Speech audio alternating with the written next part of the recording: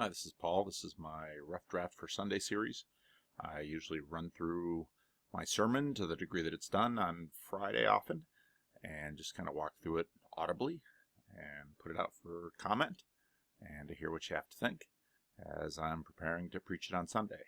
And if you're interested in the final Sunday version, I have a separate YouTube channel for my church content. I have my Sunday school class and my sermons on there, and you can find those there. Sometimes if I remember, I'll drop a link to the final version into the comments. I want to begin this week talking a little bit about Thomas Hobbes. Thomas Hobbes wrote a book, Leviathan, and he was an English philosopher in the early 17th century. And he's best known for his quote, "And the life of man, solitary, poor, nasty, brutish, and short." And sometimes people will align Thomas Hobbes' observation about life with Buddhists' first noble truth, which is that all life is suffering. Now, Hobbes basically says that people are perpetually at war with one another, and they're equal enough to make life miserable for each other because of the competition for just about anything and everything, because of diffidence, angst, or restlessness, and desire for glory. And so life is a perpetual war often for people. And Buddhism weighs in on this and says, well, the way to stop the war and to stop your suffering is to stop attachment and desire. Now, Buddhism comes up with Sam Harris. Sam Harris is near the person on the left. I have trouble with right and left because I'm dyslexic. The person on the left, and he's one of the four famous atheists, new atheists as they were called about 20 years ago. And he continues to have a podcast. And just recently, he had Bart Ehrman, who's the guy on the right. Bart Ehrman is also quite well known. He grew up an Episcopalian and then converted to be a fundamentalist Christian and went to Moody Bible College and was very interested in the Bible, and so went on to Wheaton, and from Wheaton went on to Princeton Seminary in New Jersey and became a rather prominent skeptic. And it was quite an interesting podcast between Sam Harris and Bart Ehrman. They were both quite excited to hear each other, and Sam really enjoyed having a biblical scholar who could validate a lot of Sam's assumptions, and Sam felt quite free to ask questions about the Bible, a lot of things he didn't know. What was probably the most interesting takeaway of the podcast, though, was that Ehrman said it wasn't all of the things about the Bible that he grew to doubt, like the bodily resurrection of Jesus or miracles or any of these things that actually drove him to lose his faith. What drove him to lose his faith was he couldn't square there being a good and all-powerful God with the amount of evil that there is. And that finally, for Bart Ehrman, meant giving up his faith and becoming how he categorizes himself today as an agnostic. Now, modern godlessness, modernity affords the mental option to give up believing in God or the gods. Most ancients didn't have this option. It just wasn't a respectable public position to have. But obviously, in our secular realm, it's much more respectable today. Those who claim so emotionally, however, usually have a kind of difficult time explaining why. Now, why is there relief when you give up on God? Not believing in God or the gods doesn't actually change the circumstance that causes the skepticism. For example, if your life is hard, if your life, as in Thomas Hobbes' way of saying, has been nasty, brutish, and apparently short, not believing in God doesn't necessarily address that. And in fact, asking why giving up God because there's evil in the world helps the situation for you, I think leads to some really interesting thoughts. It seems to boil down to the personal, and that there's a personal God. And I think for a lot of people, there being evil in the world, they would rather deal with an impersonal God or a pantheism. They don't want to take something personally. And this is an interesting human dynamic because, for example, if you discover that something bad has been done to you, let's say you go into the hospital and the hospital messes up, it's one thing if it's an unintentional error that somehow the bureaucracy or someone goofed somewhere. It's another thing if someone decided to harm you with that same error. And even if the outcome of the injury is the same, the intentionality adds to it. And that's a very interesting dynamic for us. We care deeply about persons and people. And so even if the pain on the other end is the same, if you are injured intentionally or unintentionally, people really care. Now, this is not a new realization. If you read the book of Job that deals with a lot of these kinds of issues, Job, who has had everything taken away from him and whose life used to be comfortable and wonderful and the kind of life everyone wanted, and then after the little bet between God and Satan, his life is miserable and his children are wiped out and his wife is telling him to curse God and die. Job wants to talk to God. He wants to put God into the witness stand and grill him and make him justify himself before Job as to why God should get away with all this. These questions are not new. And so let's pick up our reading through the book of 2 Kings, and you can look back on last week's sermon and we'll talk a little bit about it, because this week's sermon starts dramatically different. Sometime later, Ben-Hadad, king of Aram, mobilized his entire army and marched up and laid siege to Samaria. There was a great famine in the city. The siege lasted so long that a donkey's head sold for 80 shekels of silver and a quarter cab of seed pods for 5 shekels. Now, translating some of these things for our modern world is really difficult, especially when it comes to the value of money. But just to give you a frame of reference, later in the story, obviously, these prices will be shown to be quite different to show the dramatic change in situation. But a male slave in his prime sold for 50 shekels. And here a donkey's head, which is quite obviously the most unappealing portion of a donkey to eat, is selling for 80 shekels. And these seed pods are also known as dove's dung. You'll find that in some other translations. They were the seed pods of a pretty little plant called the Star of Bethlehem, which were known to be horrible to eat. But a quarter of a cab of seed pods for 5 shekels, so a tiny little bit. This is how desperate the people were and how everyone was absolutely starving to death. As the king was passing by on the wall, a woman cried up to him, "Help me, my lord the king." The king replied, "If the Lord does not help you, then where can I get help from? From the threshing floor? From the wine press?" Then he asked her, "What's the matter?" And she answered, "This woman said to me, 'Give up your son so we may eat him today, and tomorrow we'll eat my son.' So we cooked my son and ate him. The next day I said to her, 'Give up your son so we may eat him.' But she has hidden him."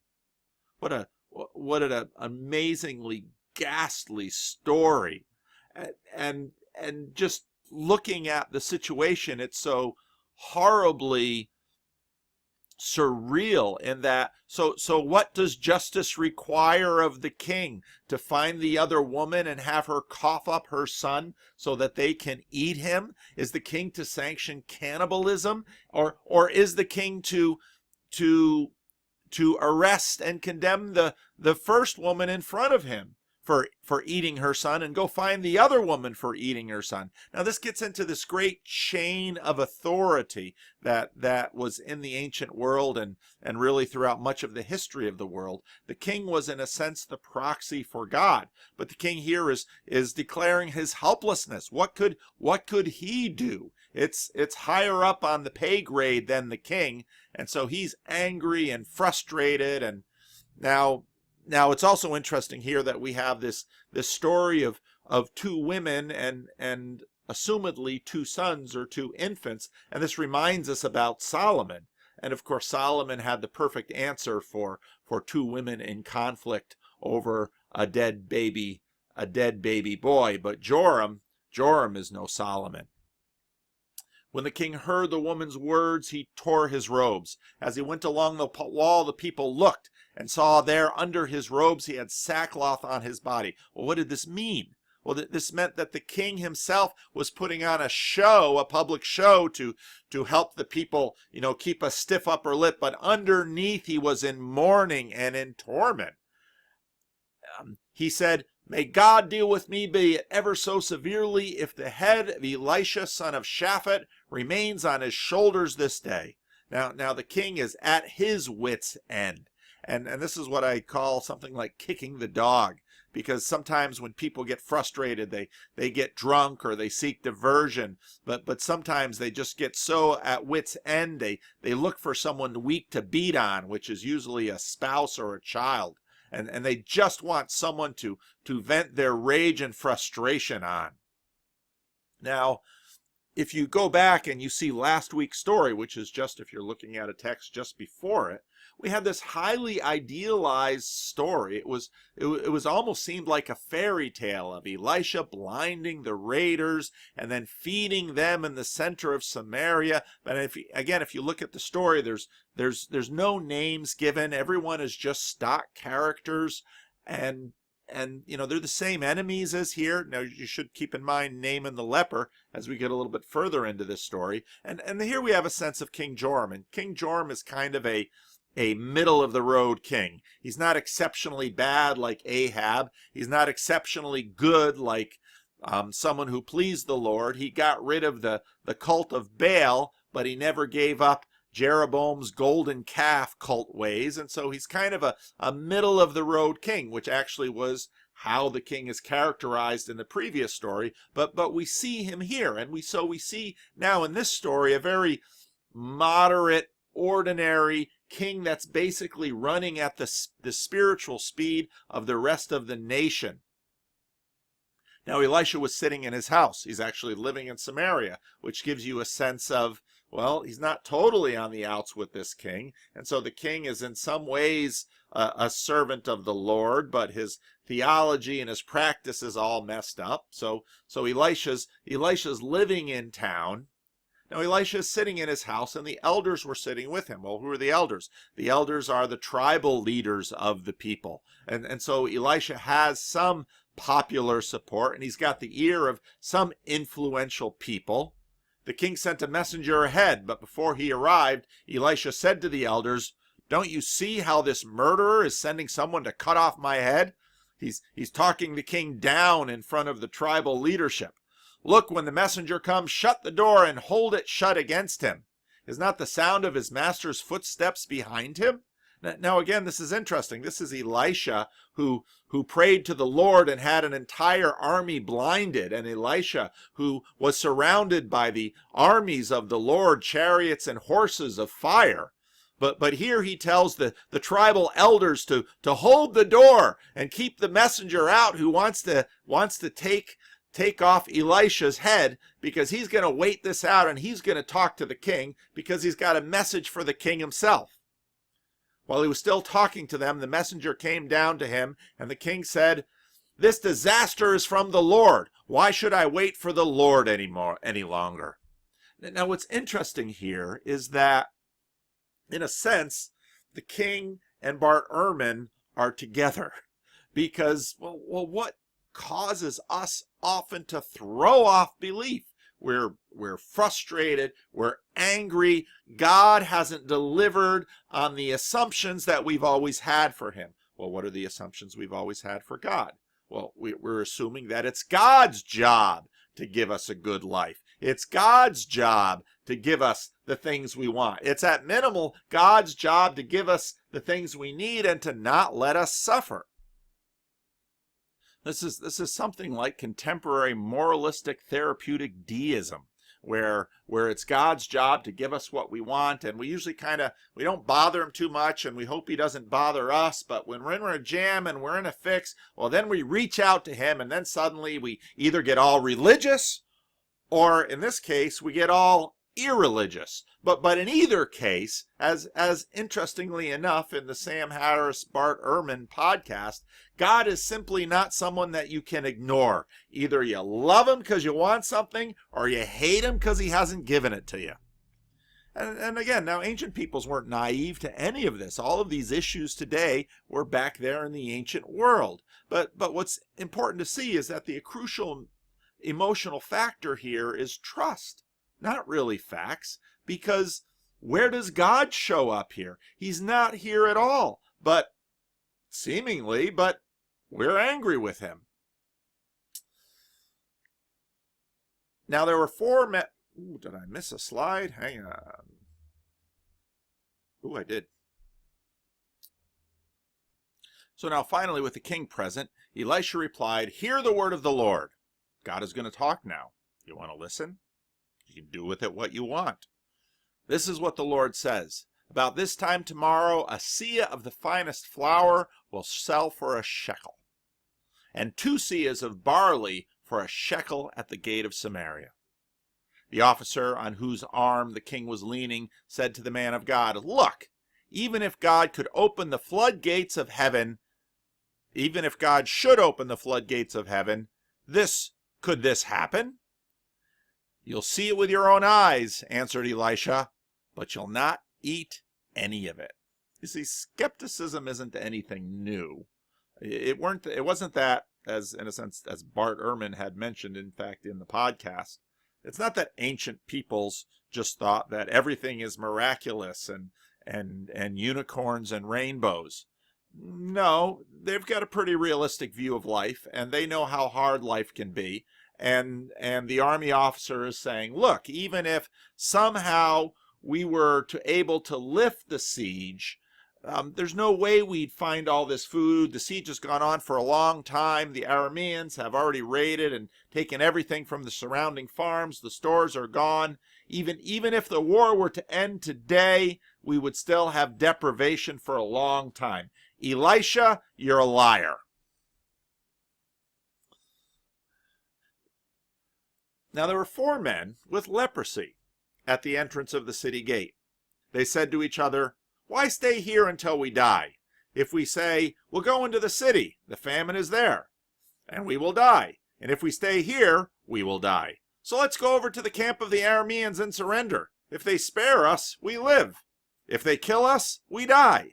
Now what I love about this is that these lepers, the whole story changes. We were just at the pinnacle of the hierarchy for the city of Samaria. We have Joram the king, and we have Elisha the prophet, and we have the city elders, and we have Joram's right-hand man. And now we go all the way to the bottom, and we have lepers. Now, lepers aren't even allowed in the city. They have to beg at the city gate, and they can't go by anyone. They live in the shadows and the outskirts of the town, and because of their view of the underside, they have a very pragmatic and practical cost-benefit analysis. And they say, look, we have nothing to lose. We have absolutely nothing to lose in this game. And what's interesting is that what this shows is that now in this situation of catastrophe, the hierarchy is flattened. Now recently there was a book that came out because economic inequality is a big part of the conversation, and part of what's been happening in the West over the last 30 years is that income inequality has been getting, income and resources have been getting more and more unequally distributed. And so Walter Scheidel did a study on this over long periods of history, and the conclusion he came to is that nobody has actually found a solution for inequality, and that usually what happens is that inequality gets destroyed and things get more equal when there's a calamity or a catastrophe. Carnage, famine, plague, war. It's interesting because that's, in a sense, exactly the story we're seeing here. And so what the author does is invite us to compare the mental workings of the lepers with the king. And it's interesting how the king, who has high status, who has a comfortable life, who has a sense of his own security and economic privilege, very quickly gives up on God because, well, God doesn't seem to be coming through for me. I'm the king after all. God's supposed to be here for me. The lepers who are at the bottom, they don't blame God at all. And in fact, when I think about many of my experience with the people on the absolute lowest level of society, they might have messed up theology, they might have mental illness, they might have substance abuse, they might have every problem, and a lot of them self-inflicted problems you can imagine. But you know what I find with them? They're almost all religious. And where some of them might turn to blame God, most of them don't seem to. And it's a very interesting dynamic. And here the text invites us to kind of compare the emotional assumptions of the king versus the emotion who's at the top with the emotional assumptions of the lepers who are at the bottom. Now don't forget that a few stories ago, now for us it was a long time ago because it was a number of months since we've been in 2 Kings, Naaman the leper, who was someone of high status, came to Elisha and was told to go wash in the Jordan, but he didn't want to wash in the Jordan. I don't want to wash in one of those dirty Israelite streams. Don't we have better rivers in our own country? And again, it's his low status slaves that say, hey, what do you got left to lose? And of course, Naaman washes and is cured.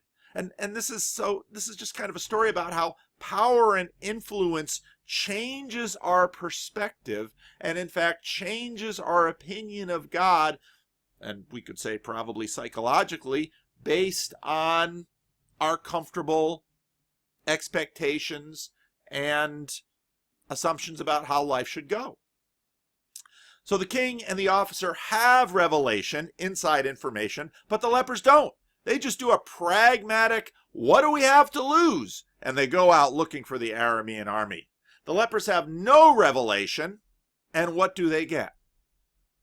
At dusk they got up and went to the camp of the Arameans. When they reached the edge of the camp, no one was there.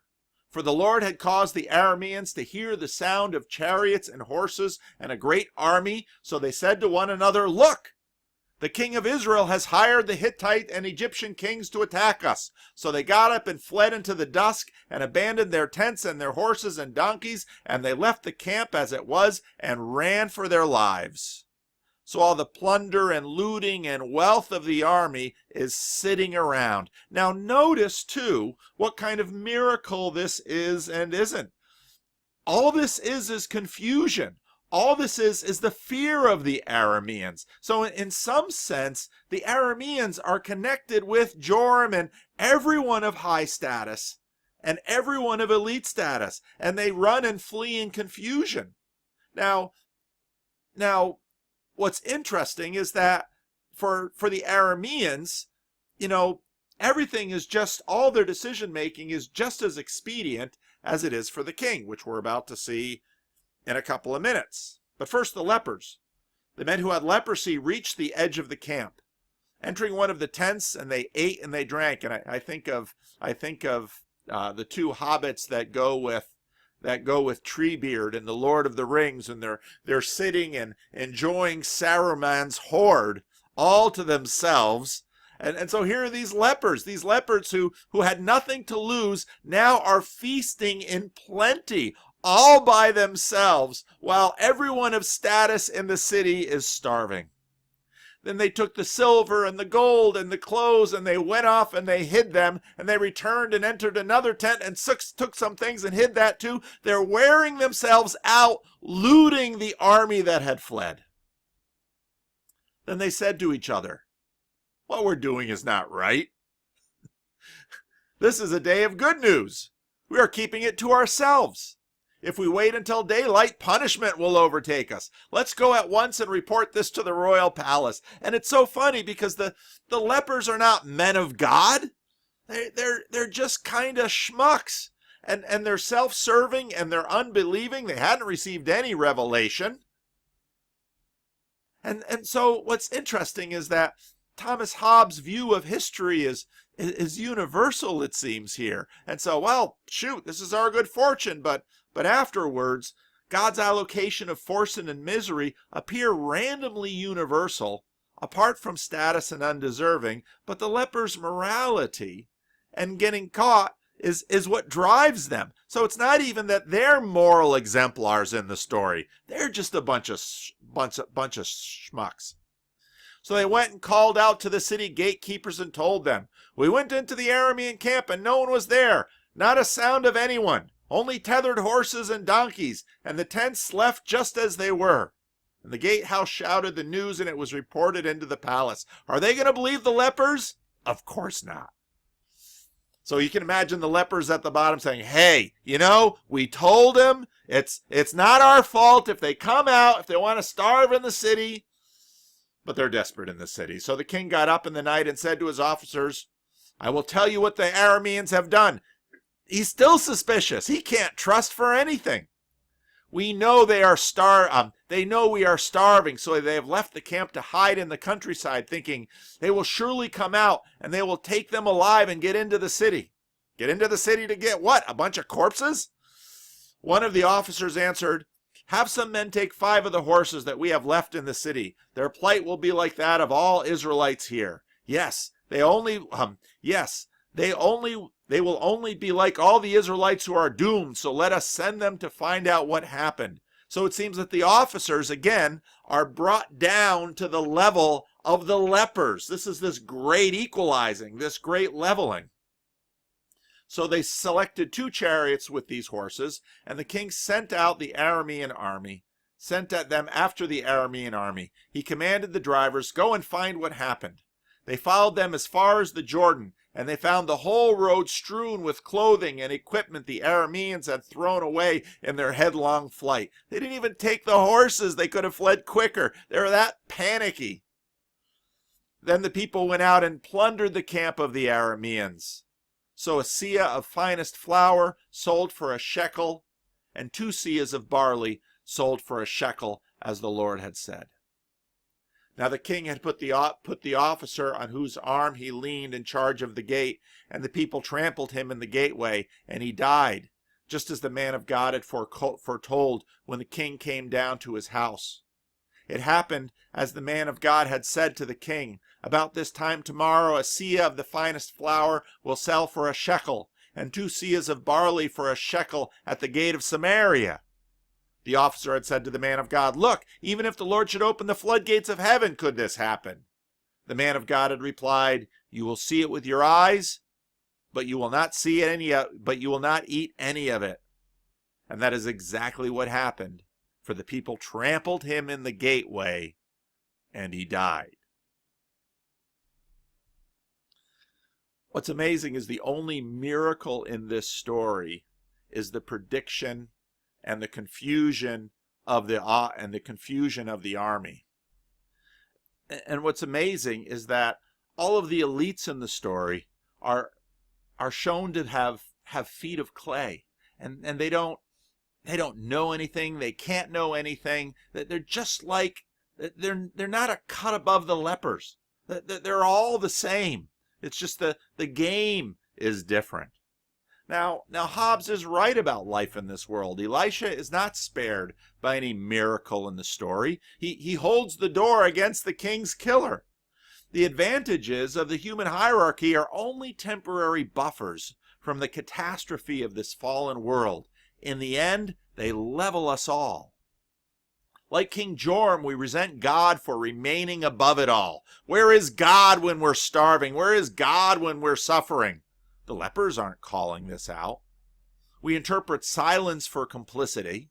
We don't know, so we fill in the gap. It feels emotionally beneficial to evaporate God rather than imagine he's impotent or cruel, which is kind of the other modern take. So we kick the dog if we can. But moderns and ancients presume the exclusion of God from our suffering. The ancients resented God for it, and moderns evaporate God for it, and seek our own evaporation at death to be like God. So the irony here is that moderns evaporate God because God is indifferent, or God is absent, or God is not here. And then we seek our own evaporation at death to be like God, and this is promoted as consolation. So in other words, the bad news is that you're going to suffer. The good news is that we know how to fix it, and that way is death. And nothingness will fix the suffering. So in other words, yeah, life is bad now. What do you have to look forward to? Death and nothing. Okay, that's good news. Elisha's miracle here is one of abundance. It's almost Jesus feeding the 5,000. This is abundance for the poor at the bottom. This is good news for the poor, because the lepers, who seem to have no moral quality of their own, now, because they simply don't have anything better to look for, now they have abundance. And this seems to be God's joke on the whole affair, a joke on our whole pretense. Elisha's miracle here is one of abundant good news for the poor at the bottom. This is God's exposing the folly of our status pretenses. It's how grace levels us all, moral posers like Joram and pragmatic lepers who are not moral in any way.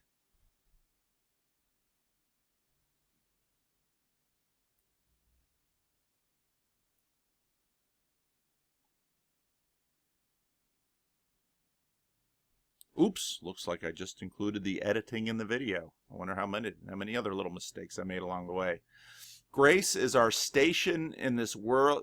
Grace says that our station in this world matters not. Arameans flee in confusion. Leopards feast while the king suffers in unbelief. The commander sees but never tastes. No one has faith but Elisha, and who is not vexed or alarmed, but simply anticipates his unearned deliverance. So, where do you want to see yourself in the Bible? The question is, who do you believe? Who do you want to live like? Who do you want to follow? Who do you want to trust in?